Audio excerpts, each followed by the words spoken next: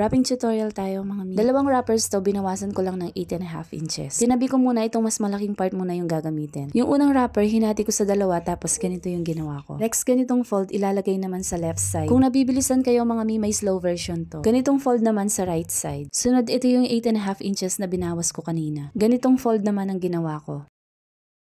Ito din yung 8.5 inches na binawas ko kanina, hinati ko lang sa dalawa.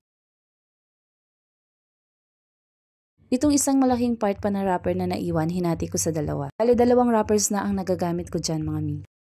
Yung pangatlong wrapper, ganun din ang gagawin, babawasan din ng 8.5 inches sa ibaba. Isang malaking part, pinambalot ko sa base. Yung isa naman, hinati ko sa dalawa at tinabi ko muna. Ito yung binawas ko kanina na 8.5 inches, hinati ko sa dalawa. Ganitong fold ang ginawa ko, nilagay ko sa side. Next, ito yung tinabi ko kanina mga mi, parehas lang din ng fold, ilalagay din sa side. Tatlong wrappers lang lahat ang nagamit ko dito mga mi. Pagkatapos, nag-ribbon na lang ako. Thank you for watching!